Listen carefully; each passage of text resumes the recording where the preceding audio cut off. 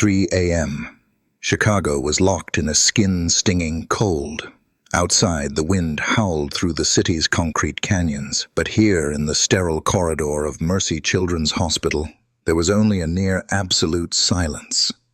The silence was broken only by the steady, monotonous beeping of machines and the out-of-place sound of expensive leather shoes echoing on the white tile floor. The man, Liam, didn't belong here. His $1,000 suit was wrinkled, his tie loosened like a forgiven noose.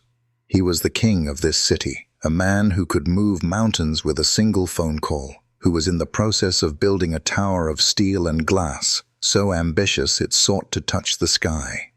But tonight, his empire felt meaningless. He stood before a row of cheap, grey employee lockers, something that on a normal day he would never have even glanced at. His hand, the hand that signed multi-million-dollar contracts, now hesitated. He gently placed a box next to a locker that had a small piece of paper taped to it, bearing the name Maya. An ordinary name, a nobody.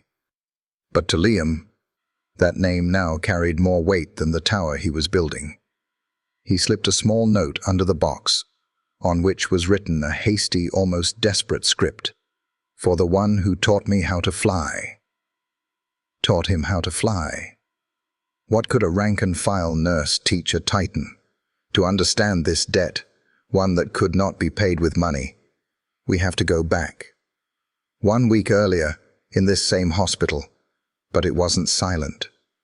It was filled with the screams of fear.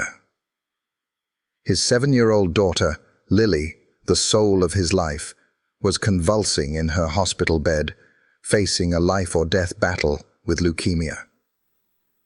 The fortress Liam had built around his life was crumbling. His money, his power, all of it was useless against the invisible monsters invading his daughter's body. And then, in that darkest of nights, when the king of the city was utterly helpless, an unknown soldier stepped forward, a nurse with tired eyes, but a heart that never knew surrender. A woman who had nothing, yet gave something more precious than an empire. This story isn't about money or power. It's about a debt forged from a small act of sacrifice with the power to change everything. What happened in room 402 that night? What did the nurse named Maya do to make a man like Liam bow his head? And what was the legendary bluebird that could save 2 lost souls? Stay with me, because what you are about to witness is not a fairy tale. It is proof that sometimes the greatest miracles are born from the smallest things we are willing to give away. Our story truly begins on a harsh winter night, 1 week before the mysterious wooden box appeared. In room 402 of the pediatric oncology ward, the air carried the distinct smell of antiseptic and silent fear. Outside, a fierce blizzard was assaulting Chicago, the wind howling like a wounded creature. But inside, the storm in little Lily's heart was far more terrifying. Lily lay there, tiny and lost in the white bedsheets. Her skin was pale, her wide eyes staring blankly at the ceiling, where the fluorescent lights cast a soulless glow. Thin IV lines connected her arm to a cold metal pole, like the threads of a giant spider. Tomorrow morning, the doctors would perform the bone marrow transplant, a gamble for her life. And Lily knew it. The door burst open, carrying a gust of cold air. Liam entered. He was still in his business suit, a few melting snowflakes clinging to his shoulders. He was on the phone, his voice sharp and decisive, a stark contrast to the fragility of the room. "No, I don't care about the overage. The Titan Tower must have that glass. I want it to be the city's unbreakable symbol." He ended the call, glancing at Maya, who was gently checking Lily's temperature. "Nurse," Liam said, his tone professional but distant. "Just make sure her vitals are stable. I've already paid for the best care. Whatever she needs, just put it on the bill." He didn't even look Maya in the eye, treating her like a part of the expensive machinery he had paid to operate. He bent down to kiss Lily's forehead, a rushed kiss, then pulled out his phone again. "Daddy has to go now, Angel. I'll be back soon." And then he was gone, leaving behind a heavy silence and the scent of power. As soon as the door closed, Maya let out a long breath. She pulled a chair closer to the bed. She said nothing, just gently smoothed Lily's sparse hair. After a moment, a whisper came from under the blankets. "Miss Maya." "I'm here, sweetie. If I sleep, the monsters will get me," Lily said, her eyes welling up with tears. "Dad builds big towers, but he can't build a wall high enough to stop them." Maya's heart clenched. The girl's innocent words held a painful truth. She didn't need skyscrapers. She needed a shield for her soul. Maya's hand instinctively went into her scrub's pocket, her fingers touching something familiar, warm and smooth. It was the little wooden bluebird, the only memento her grandmother had left her. For 10 years, since her grandmother's passing, it had been her silent companion, her anchor in life's storms. She hesitated. To give it away was like giving away her last memory, her last tangible connection to her only loved one. But then she looked into Lily's terrified eyes, eyes that were drowning in a sea of fear, and she knew what she had to do. Maya slowly took out the bluebird. It was small, fitting perfectly in her palm, its blue paint faded with time. She showed it to Lily. "This is my friend," she said softly. "His name is Hope. My grandma carved him. She said that as long as you have a bluebird with you, you'll always find your way home, even in the worst storm. She said he sings songs that only brave hearts can hear, and his singing scares away all the monsters." She placed the wooden bird in Lily's small, cold hand. "He's been my only family for 10 years. Tonight, I want him to be yours." Lily stared at the bluebird. Her weak fingers slowly closed around it. The warmth of the wood seemed to spread. The panic in her eyes began to soften, replaced by a flicker of trust. She hugged the bird to her chest and closed her eyes. For the first time that night, Lily's breathing became even. She had fallen asleep. Just then, Liam returned. He had forgotten his briefcase on the table. He was about to step in, but stopped at the threshold, becoming a silent shadow. He saw the scene. His daughter, sleeping soundly, a peaceful sleep he would have paid millions for. And in her hand, clutched like a treasure, was a worn-out wooden toy.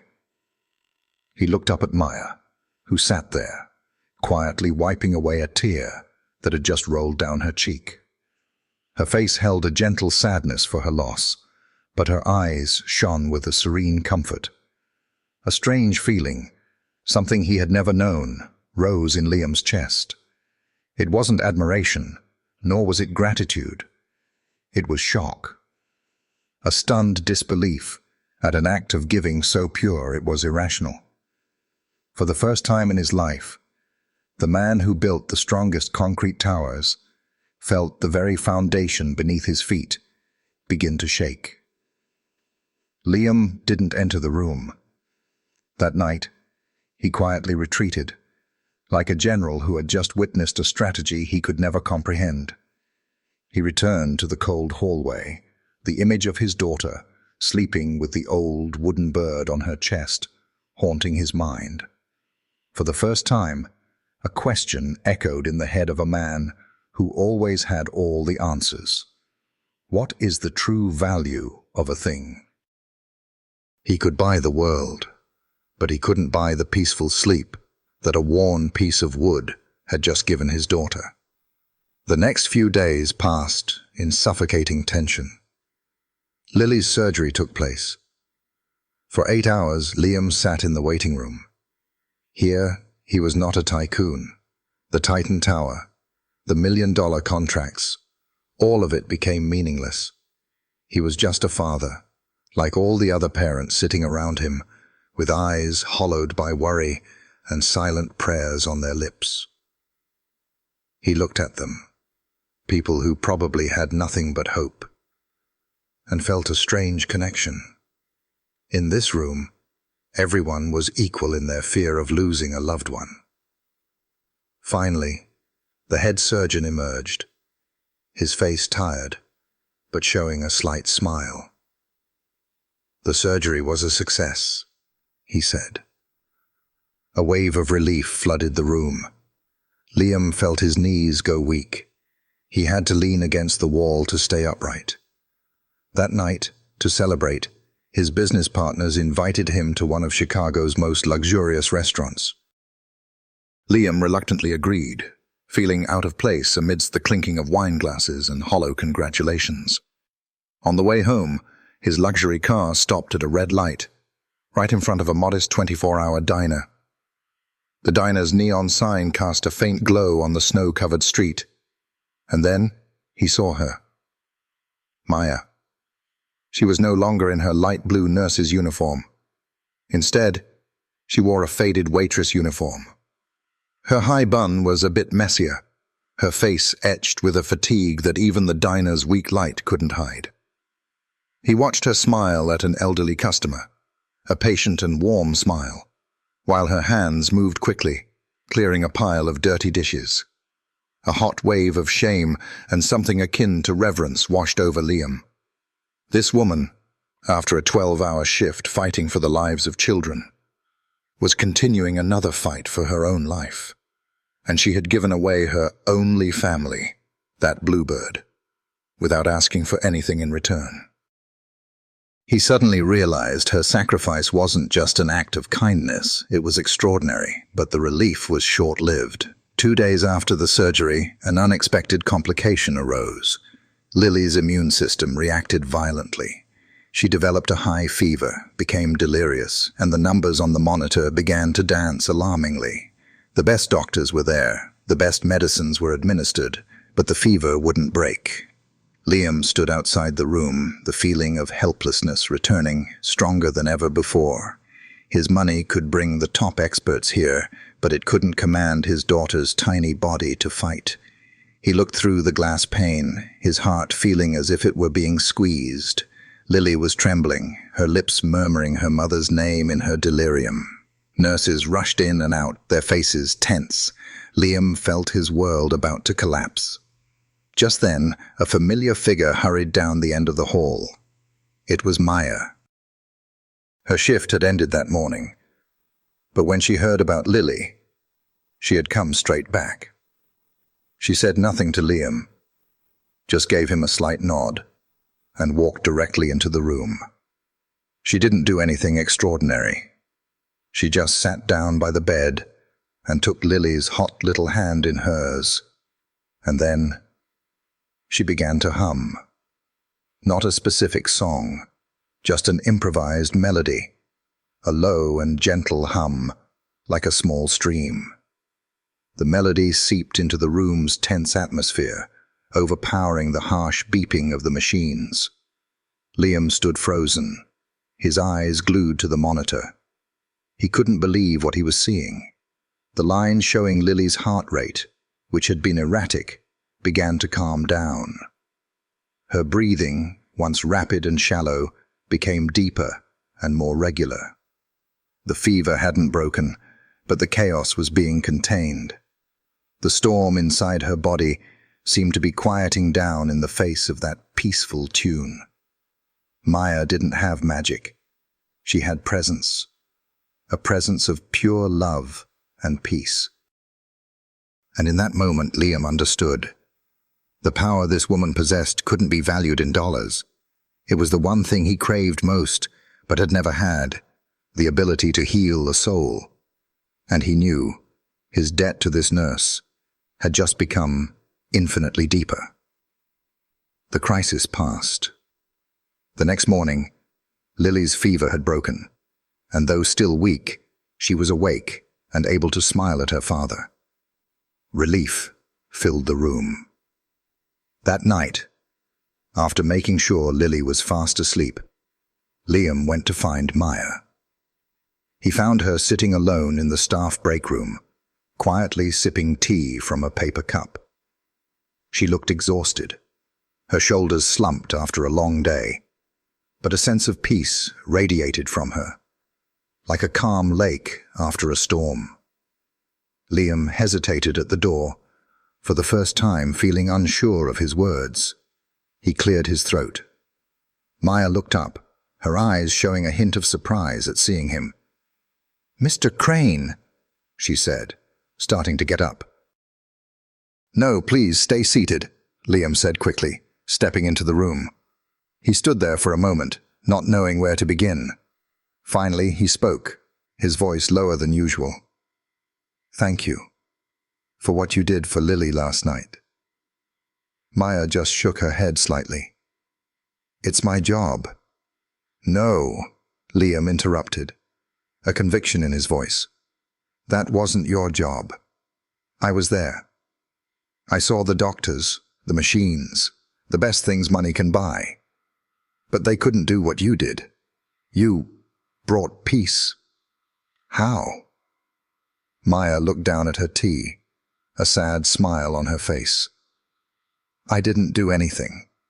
It's just that sometimes what a child needs isn't medicine, but to feel safe." Silence fell. Liam pulled up a chair and sat across from her, an act that surprised even himself. "The bluebird," he said softly. "It wasn't just a toy, was it? I saw how Lily held on to it." Maya was quiet for a long moment. It seemed she was traveling to a distant memory. When she spoke, her voice was a whisper. "When I was Lily's age, my grandmother, the only person I had, was also fighting cancer in a hospital just like this. I was so scared. She spent her last days carving that bluebird by hand from a piece of spruce wood."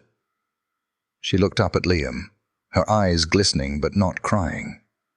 "She told me it wasn't just wood. It was her promise that no matter where she went, her love would always remain in the form of that bluebird, and it would protect me. After she passed, I went from one foster home to another.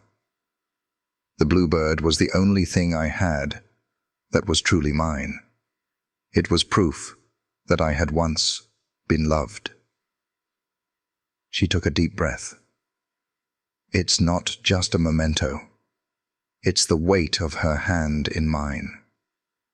That night, when I saw the fear in Lily's eyes, I saw myself all those years ago, and I knew the bluebird had finished its job of protecting me. It was time for it to protect another brave heart. But I have to admit," her voice broke slightly, "letting it go. It felt like letting go of the last hand I had to hold." Liam sat motionless. He didn't offer empty platitudes like, "I'm so sorry," or "You're so strong." He just listened in silence. He looked deep into the eyes of the woman across from him, and for the first time, he didn't see a nurse. He saw an orphan who had to raise herself, a person who had turned her own pain into the strength to heal others. He saw a nobility he had never known. Their conversation ended shortly after.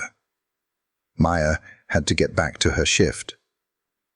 Liam returned to his luxurious penthouse, but he couldn't sleep that night.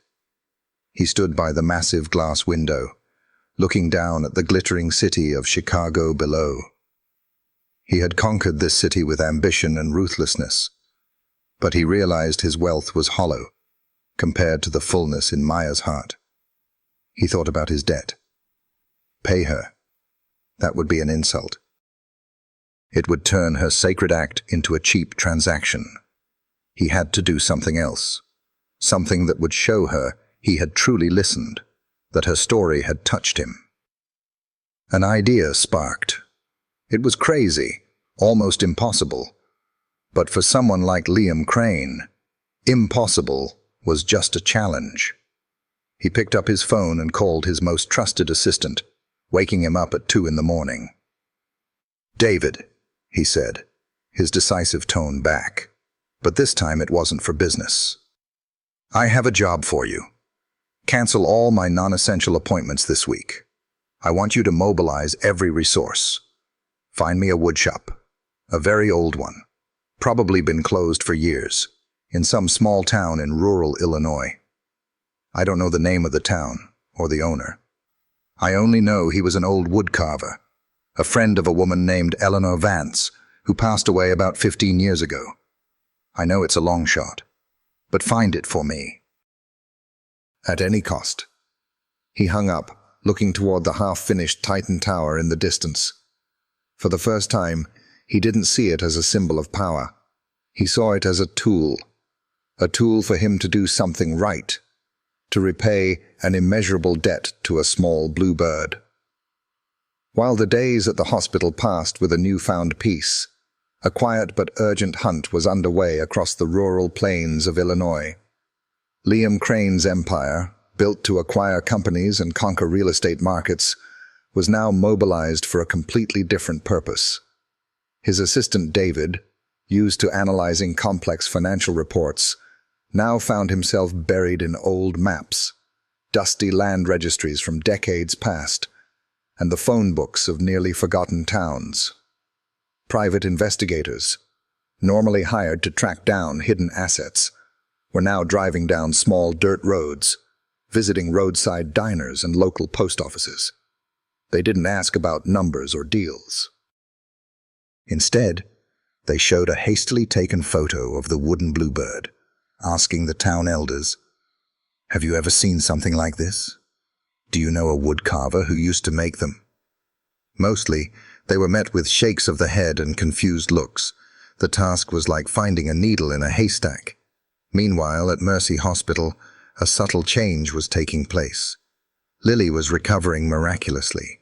Color was returning to her cheeks, and her clear laughter had begun to echo in room 402.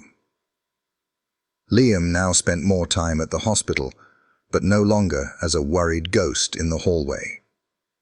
He sat by his daughter's bedside, reading her fairy tales, drawing scribbles with her. His relationship with Maya was no longer distant either. Their conversations were not just about medical stats. He started asking about her day, bringing her a cup of coffee when he saw her looking tired in the break room. He listened as she told small stories about other patients, about the joys and sorrows of her profession. Gradually, he stopped seeing her as a nurse and started seeing her as an extraordinary woman who brought light to the darkest places. He began to respect her world.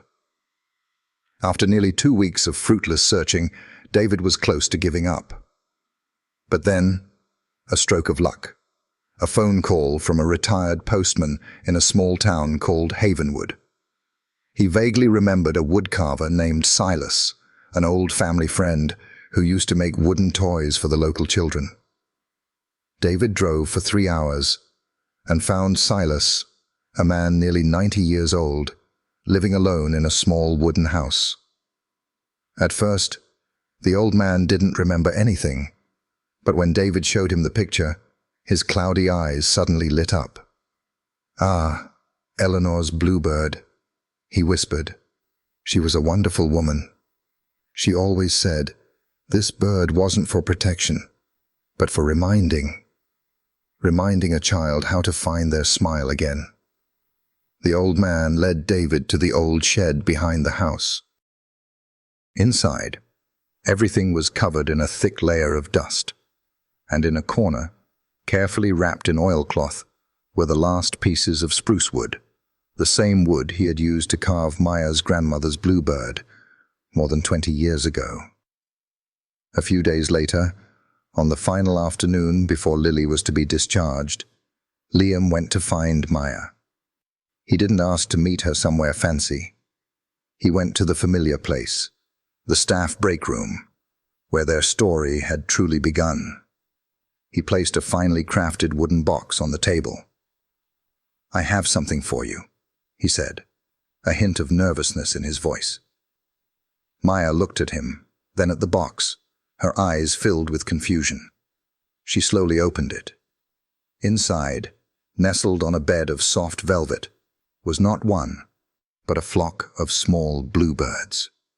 12 of them, each with a different posture, but all carved from the same warm, familiarly grained wood, and all bearing the same gentle smile as their older brother. Maya gasped. She brought a hand to her mouth, her eyes wide with disbelief. Liam spoke, his voice gentle and sincere. "I know I can't bring back the past, and I would never dare try to replace what your grandmother gave you. That bluebird is one of a kind, but I didn't want her story, your story, to end in solitude." He looked directly into her eyes. "I found where he was born, and these are his brothers, made from that very same wood. This isn't a replacement, Maya. It's a continuation, a flock for the bluebird that had to fly alone for so long, so that you know you are not alone anymore." Tears began to stream down Maya's cheeks, but these were not tears of sadness or loss. They were tears of astonishment, of profound gratitude. It wasn't the value of the gift, but the impossible journey behind it. He hadn't just given her an object. He had listened to her story, honored her pain, and used everything he had to tell her one simple thing. "I see you. I understand you." She couldn't speak, just nodded through her tears. And in that silence, they both understood that something even greater than gratitude had been born between them.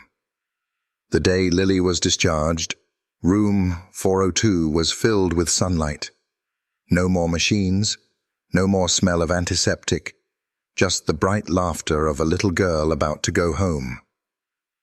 Maya helped Lily put on her pink coat, while Liam packed the last few items into a small suitcase. A sweet, bittersweet feeling filled the space. When everything was ready, Maya knelt down to give Lily one last hug. "Be good at home, my brave little warrior," she whispered. But Lily didn't hug her back right away. She looked at Maya with an unusual seriousness. Then she turned to the suitcase, opened it, and carefully took out something wrapped in a handkerchief. It was the original bluebird, worn and faded. Lily walked over, holding the wooden bird in both hands, and offered it to Maya. "Miss Maya, I want you to have her back," Lily said, her voice clear and decisive. Maya was stunned. "But he's your friend. He helped you get through everything." Lily shook her head. "The bluebird taught me how to fly through the storm. But I think she misses her real sky. You're her sky, Maya." The tears Maya thought had dried up that night now flowed again. She tremblingly took the bluebird from the little girl's hands. Her grandmother's memento had returned, not just with its memories intact, but also carrying the love and growth of a child she adored. It was no longer a symbol of loss. It had become a symbol of rebirth. Liam stood by, witnessing it all. He saw the circle of kindness come to a perfect close, and his heart filled with a peace he had never known. That evening, Liam called Maya. "Lily and I would like to invite you over for dinner," he said, his voice no longer distant but full of respect. "To celebrate a new beginning for all of us." Liam's penthouse wasn't the cold palace Maya had imagined. It was cozy, elegant, but filled with the breath of life. Pictures of Lily were everywhere, and on the dining table, 3 place settings were ready. Dinner was filled with laughter, small stories, and the comfortable feeling of a real family. After the meal, once Lily was in bed, Liam handed Maya a flat box. "I still feel the gift at the hospital wasn't enough," he said. "That only honored the past. This is for your future." Maya opened the box. Inside was not jewelry or money. It was a folder of documents. On top was a deed with her name on it. It was the title to the apartment she was living in. Maya looked up at him, completely speechless. Liam explained gently. "Your apartment building was about to be bought by a corporation for demolition. I knew that would create hardship for you, so I bought it. And that apartment is now yours. Forever. No one can ever evict you. No more burden of monthly rent." He looked directly into her eyes, his voice full of sincerity. "You gave my daughter a home in her heart, the safest of shelters. I just wanted to make sure you would always have a home of your own." This time Maya didn't cry. She just smiled, a radiant and free smile. The weight she had carried on her shoulders for so many years seemed to vanish. He hadn't just given her a house. He had given her security, stability, and the freedom to breathe. 1 year later. In a cozy home overlooking Lake Michigan, life had found a new rhythm. Liam, Maya, and Lily were now a family. On the fireplace mantel, the original bluebird stood in the center, surrounded by its little flock, a testament to their journey. They say we spend our lives building towers of success, believing that true strength lies in how high we can climb. But this story reminds us that true strength lies in what we are willing to give away. The most solid foundations are not built with steel and concrete, but with selfless kindness and unrequited empathy. True wealth isn't what you own, but the love you give and receive. Sometimes, a single, small act of kindness, a bluebird given at the right moment, can change a destiny. So, look around your life. Who needs your bluebird today? Thank you for listening. If this story touched your heart, share it with someone who has been a bluebird in your life. Don't forget to like and subscribe to join us in spreading more stories that heal the soul. Remember, love and kindness are always closer than you think.